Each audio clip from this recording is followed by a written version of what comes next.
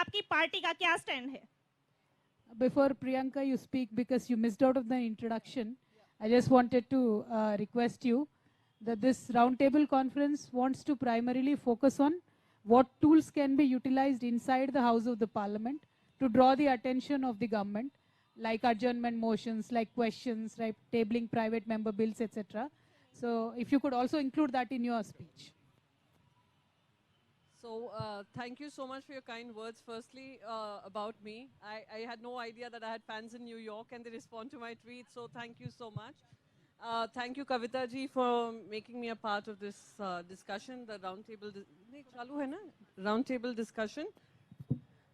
When you mentioned the discussion and the tools we can use, the most important tool which, you have, Sumati has been a part of, that I started an initiative where young girls like them could apply to a fellowship program where they could intern with women members of parliament.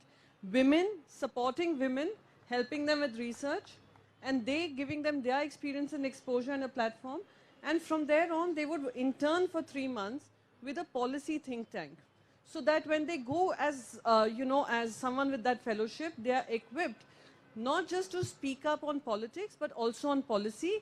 And they're just not afraid with the kind of trolling that you see online when women are asked to keep quiet, women are told that they cannot speak beyond the point, they don't know much, they don't know enough. We know enough, we will contribute enough, and we will contribute as much as we want. And why should we stop at 50%? We can claim for 60% too, because it has been denied to us. One more thing I'd like to bring to everyone's attention, and something that always keeps playing in my mind, and I keep telling at every repeated discussion that we have on this.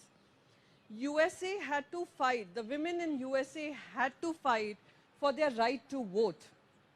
They fought for it for several years. Our Indian constitution makers were so visionary and progressive in their thought that when they drew up the constitution, they decided that right equal on the basis of the gender. So when we had such constitutional makers, what stops us? Why were the barriers created to keep women out of politics? And that is where we need to change the equation. How we change the equation, one tool I've already mentioned that we as women parliamentarians have contributed. Sumati has been kind enough to accommodate some of our interns. At the same, oh, I'm so sorry. I keep calling her that. Oh, okay.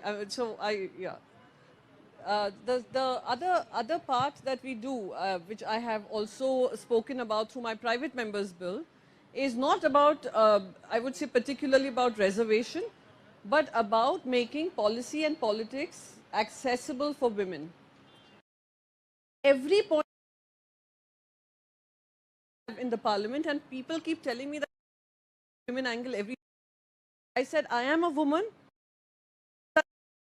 Of it all, whether you talk about health, you talk about economics, you talk about foreign policy, you talk about migration, you talk about climate change, women, intersectionality of all, and I will speak about women and the aspect of women in these spaces.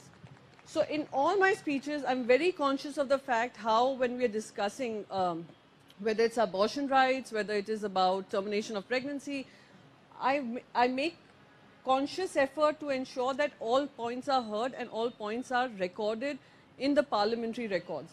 So those are things that we can do. Many times we have seen that women in parliament usually shy away from taking up gender causes. I've seen that many times. They say that, our voters are also men. But I'm very certain that men would also accommodate the idea of having more women in policy making spaces, and if they together make that difference, it would be a better world for our young girls to be able to look at politics and policy as a career option, as an option to serve the nation. So those were my thoughts, and thank you so much for calling me once again.